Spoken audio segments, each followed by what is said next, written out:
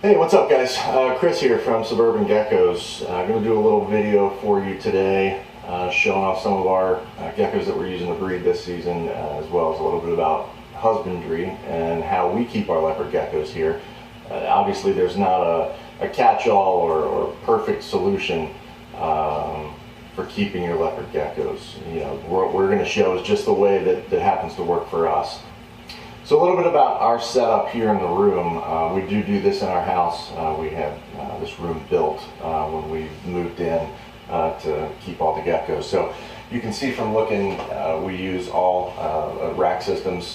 These are animal plastics racks, just the ones that that we really like and what we've used for the last few years. So all the geckos are kept in rack systems. Individual tubs. We do have males and females broken out individually. In our experience, less stress on the animals, number one. Number two, a lot easier to keep track of what's going on with your eggs when you've got multiple females in multiple tubs.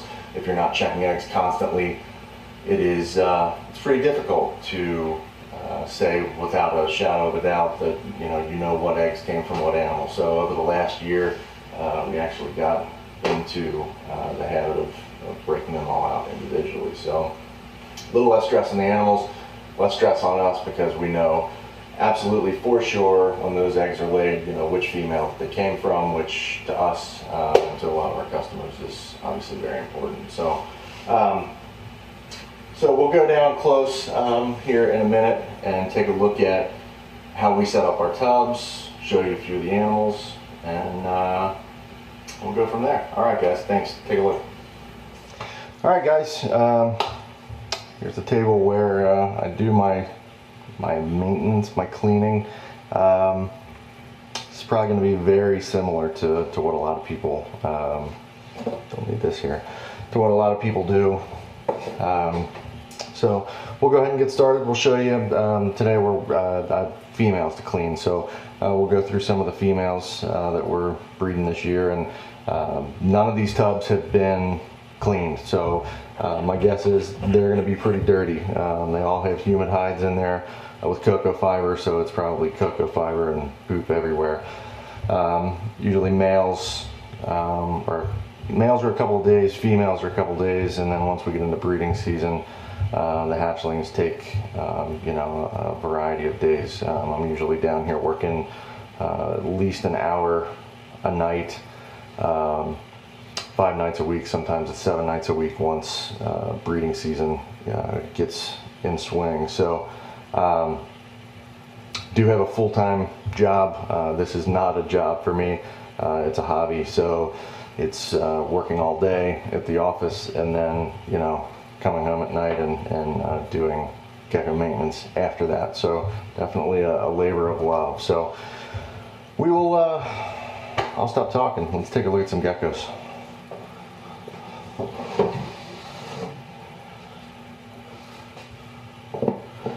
So this is a G63 female, Tangerine, that we picked up. I picked her up a few years back from Thad at Ohio Gecko. Take a look at her, really cool. She'd actually lost her tail before I got her from Thad, so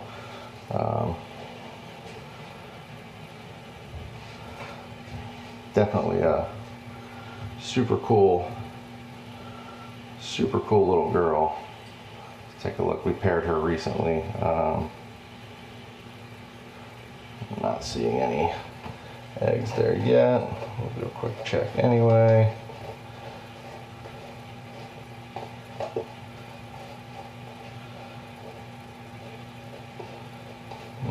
No, nothing there. So with the tubs, I know there are a lot of people that like to sterilize these things every time they clean. I don't, we use chlorhexidine, but I probably do that once a month. as far as really sanitizing the entire tub. Again, you know, whatever works for you. This just works for us. So so what we'll do is actually spray the tub down. Just give it a little mist. Make sure that we get the cocoa fiber good and moist, because again, you know, aside from a couple egg checks here and there throughout the week, this needs to last. So, you know, with this humidity, or with the water actually, most of these have kind of gotten accustomed to, you know, they get sprayed once a week. So with the water that they get at this spraying is more than enough to keep them hydrated until we go to clean them again. Never once have I seen a dehydrated leopard gecko. We just decided basically to stop using water dishes because, quite honestly, they're unnecessary, and B, it's gross. It's just a haven for bacteria. You really have to keep those water dishes super clean all the time. So this just works for us. You know, we know, you know, what the temperature and the humidity is like in our room. So, you know, within about a day, if that, you know, this water will evaporate. So again, you know, you kind of got them conditioned to, you know, now once a week when they get clean, the second that you spray this, you can see they're usually drinking right away for the most part. So again, just works for us. I'm sure there's people that would disagree and say that they need water at all times and so on and so on. This girl's obviously done some digging.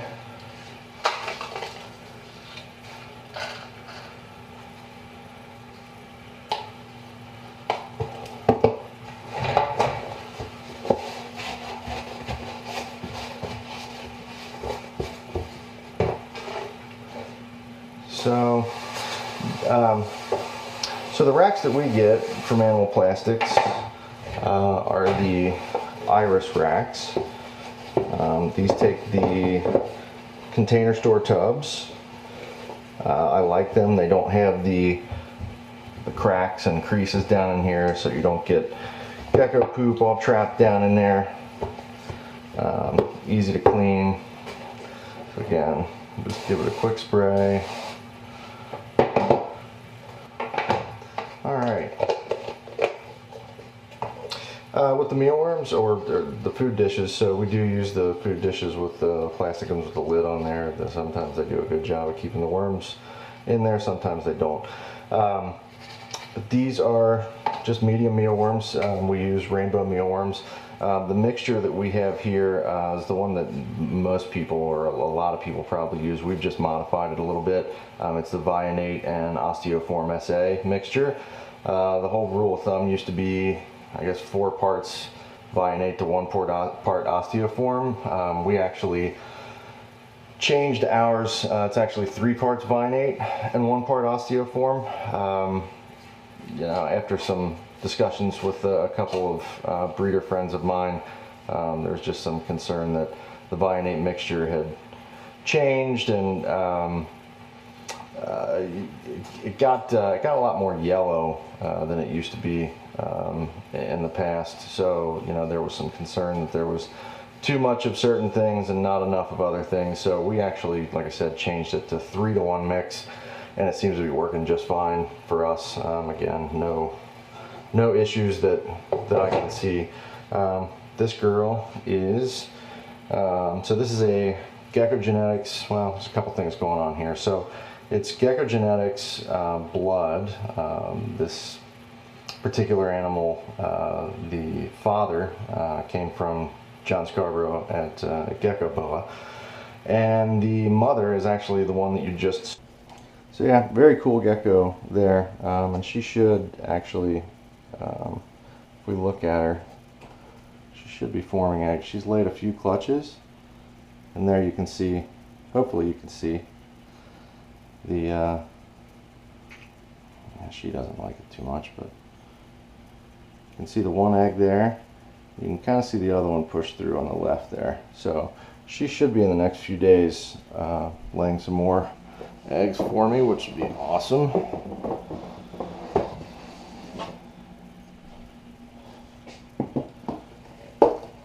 This animal is actually her sister. It looks like she's getting ready to shed. I'll move through these a little bit quicker so you guys don't have to watch me the entire time. Watch me clean, I should say.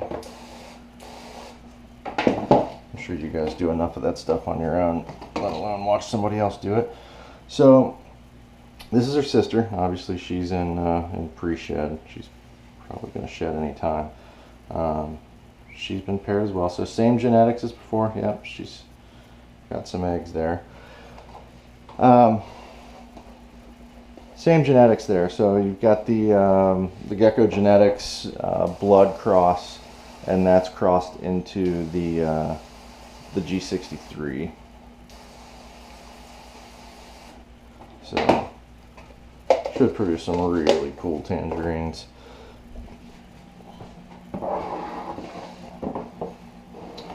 And if you're wondering, hopefully you can see this. If we look at these tubs, you know, what I've got is just some basic information. Probably going to switch the way that I do this, but for now you've got the animal's number, you know, the genetics. If it were het for anything, you know, that would be documented as well. The birth date, where it came from, sex. The red and the blue dot is only during breeding season. So red dot is when I find ovulations. Once they get paired and the eggs form, then they've got eggs. So I know at a quick glance who I need to be checking. Any information down here is either an attempt to pair with a male or a positive pairing, a successful pairing. So, but as you can see down here, the only difference on some of these is you've got the information for the recessives, you know, what they might be het for. So just a quick FYI. So go back over here.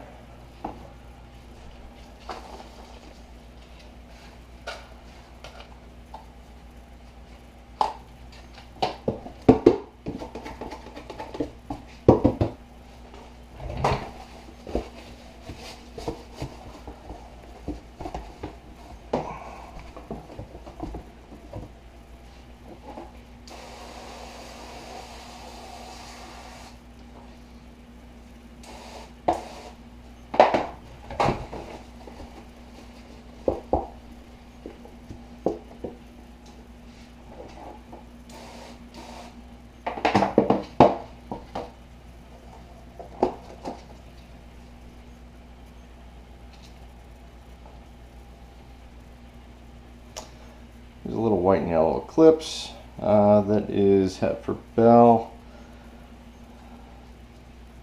Picked this girl up from John at Gecko Boa. She's a little on the thin side. Some of the females are. They I usually have a lot of the females tend to slow down on the amount that they eat when they're actually once they've started laying eggs. I do have a few that just continue gorging themselves, but for the most part they'll slow down a little bit. It's not uncommon for them to lose a little weight. Nothing to be concerned about as long as you keep an eye on it.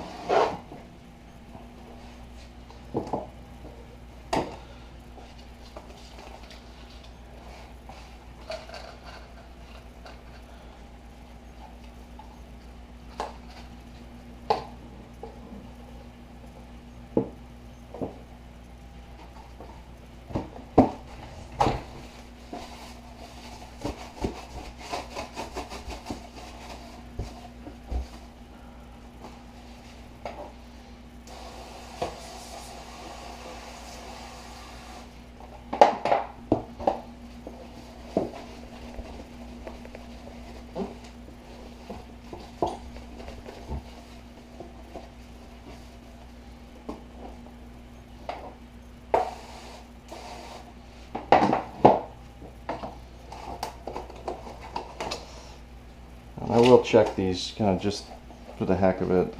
I know most of them I've actually pulled eggs from over the last few days, so I don't know that we'll find any eggs as we go through here, because like I said, I've been filling the incubators over the last couple of weeks. So this little white and yellow that's het for radar, she's pretty cool. She's a little more dull than she normally is, you know, from breeding, but still cool. Again, another one that lost its tail before it got to me, unfortunately.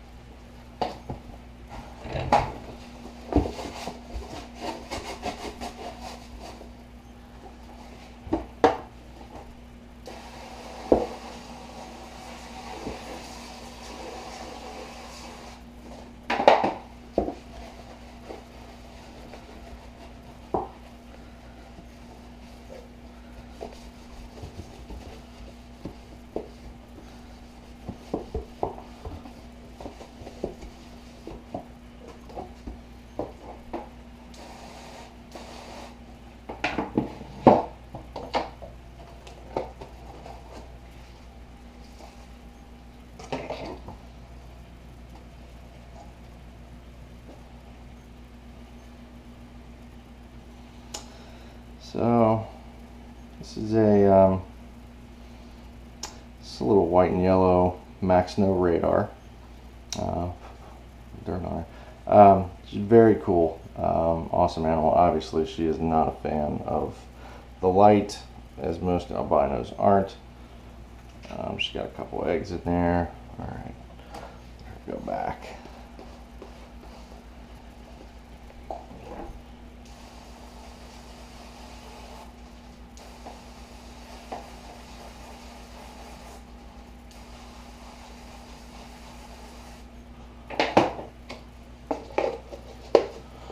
And again, you can see as soon as it's sprayed, they're taking in their water. Like I said, most of them will take in their fill and be done for the week.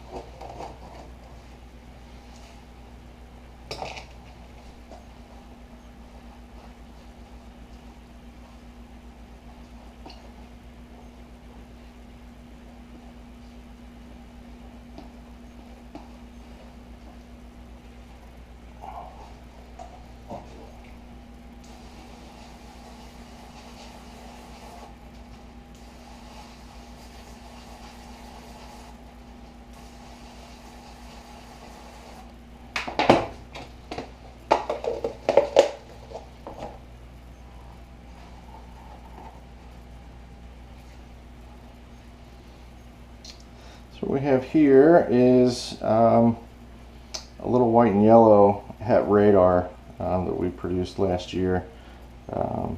She's not as crazy as she was when she first hatched out, but still pretty awesome gecko. A lot of cool orange, and head spotting's cool. Not seeing any eggs yet.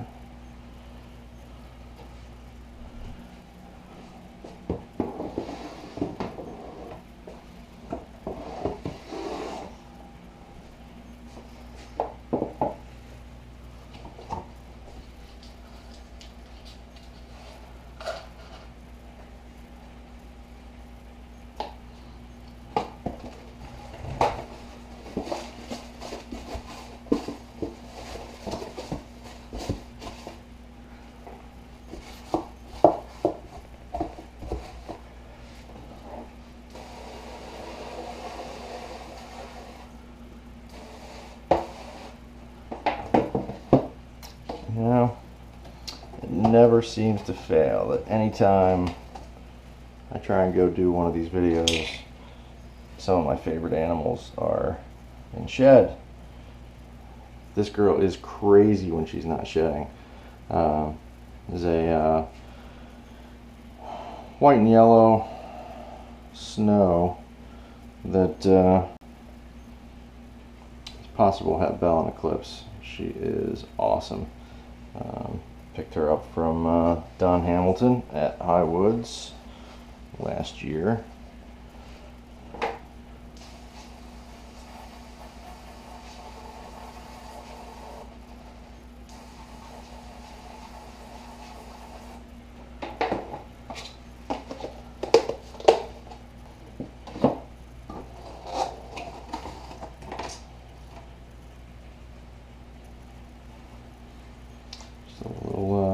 Little Max No radar. Yep, she's definitely working on some eggs. So this is a radar that we produced last year that we are super excited to breed. Been waiting for her to start ovulating. She's got the cool stripe.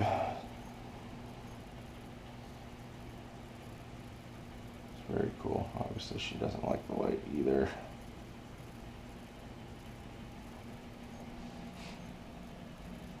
I see what looks like possibly a little ovulation there, but have to wait and see. So this is a really cool red striped Belle. Be hoping to pair her up this year, but man, is she crazy or what? It's awesome. And does not like to be held.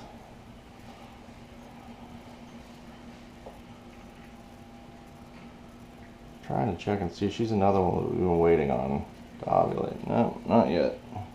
So this is one that we actually created last year. Super cool. I'm still kind of waiting to debating what it actually is. These were, I made 2 of these and they were actually just insane as babies. You know, so what we did was we took a Max No white and yellow that was het for radar, and paired that to a red stripe female that was possible het Belle. So out of, you know, we had varying degrees of stripes, really red stripes, and 2 animals like this came out. To me, based on what it looked like as a hatchling, I think they are snow. So like a snow stripe that's possible het radar. Super cool though. We just paired her. Let's see if that.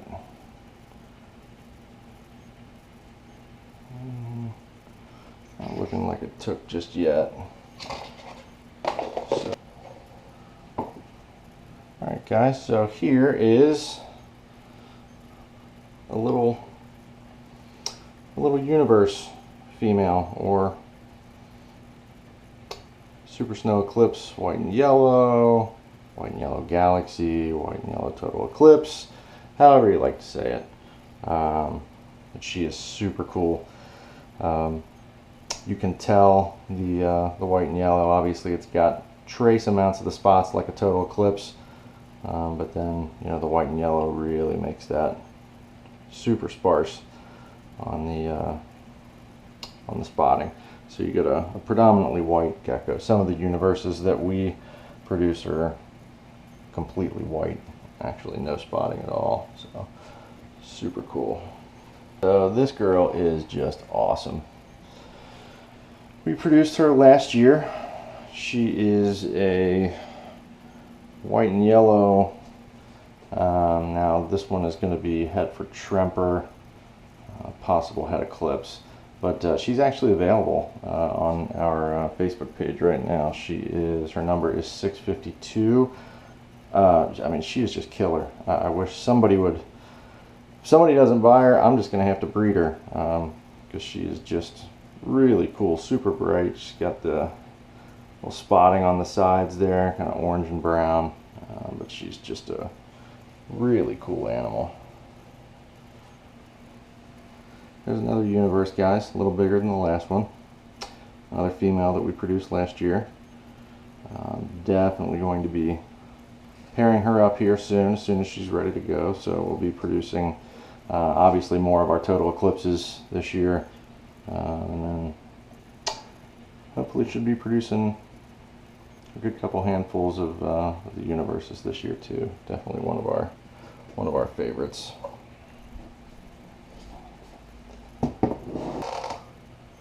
Alright guys, here is another one that's just awesome, that is available from last season on our Facebook page. This is 647. She is just a beautiful Mac Eclipse. You can see she's got solid black eye on one side and really about 90% on the other eye. There's just one little spot, and she's just super cool. Great temperament. I have not checked to see whether or not she is actually ovulating now. She should be any time. Not wanting to cooperate. Yep, she is ovulating, so ready to go. Would be an awesome addition to somebody's snow project. I mean, she's just beautiful. Again, like the other one, if somebody doesn't buy her, I'm going to breed her, because she's just too cool. Alright, so this is one of our girls that we have paired up this year. She is a Max Snow white and yellow. That is het Tremper and possible het eclipse, that I will hopefully be proving out this year. But she's another one. She's just, we actually produced her here last year. She got a little shed on the tail, a little mating wound. But again, you know, she's dulled out a little bit, you know, but still really, really cool. Big paradox spot. Hopefully you guys can see that. My head's tilting the right way. Big paradox spot on the tail there. She's got a little stuck shed, but super cool. She's gonna produce some awesome babies.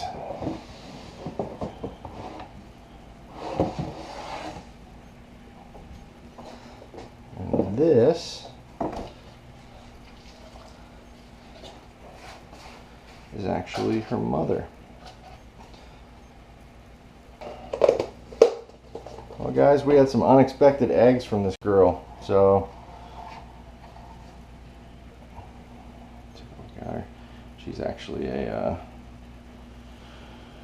she's actually a Max Snow.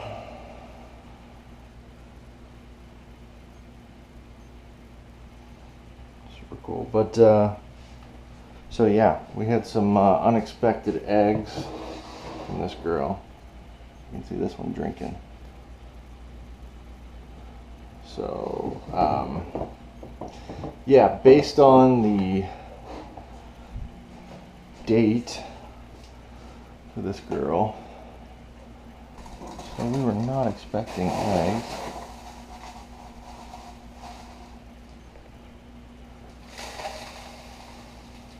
So we'll go ahead and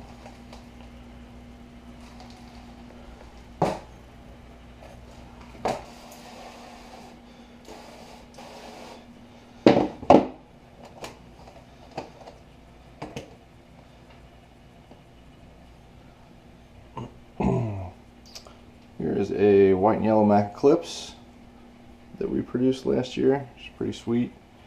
She's got a little, very faint yellowing on the top, and not very many spots on the body, few on the tail. So yeah, definitely really cool. We paired her up this year.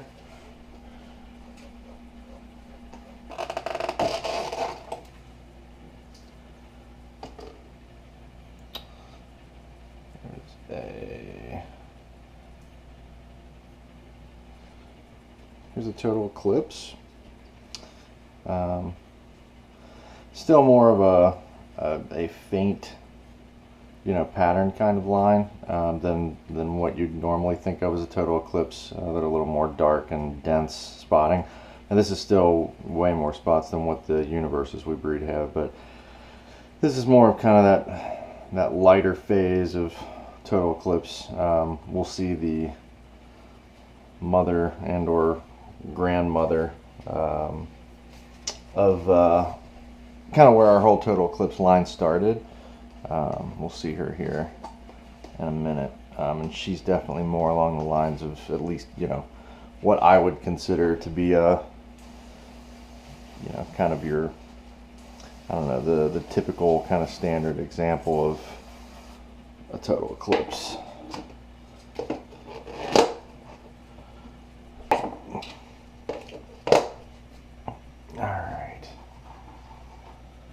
So here is the mother of the last one that you saw, and you can see where she's definitely more the, like I said, at least what I consider the typical example of total eclipse.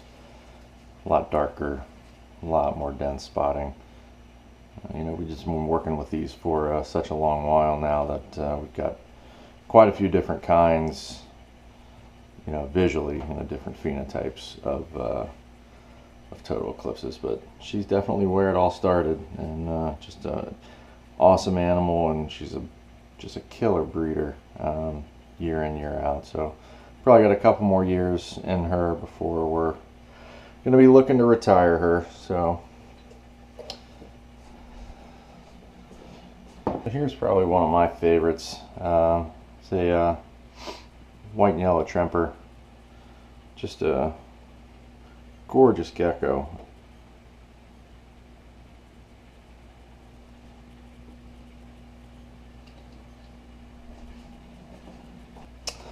This girl is a Solaraptor that I'm trying to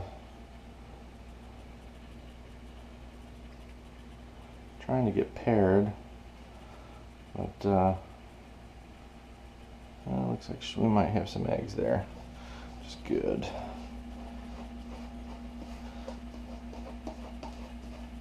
So for those of you that aren't familiar with what a Solaraptor is, it is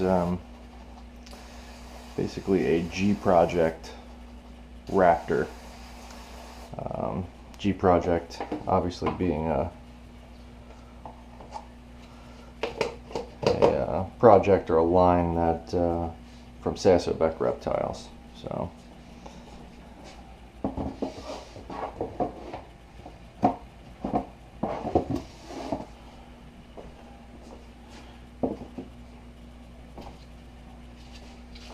here's one of our original red stripes, red stripe female.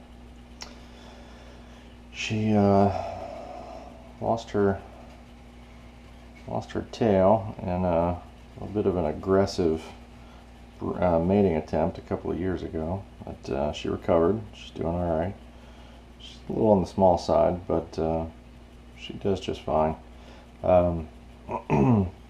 These red stripes are actually from some of the original red stripe lines. We came into these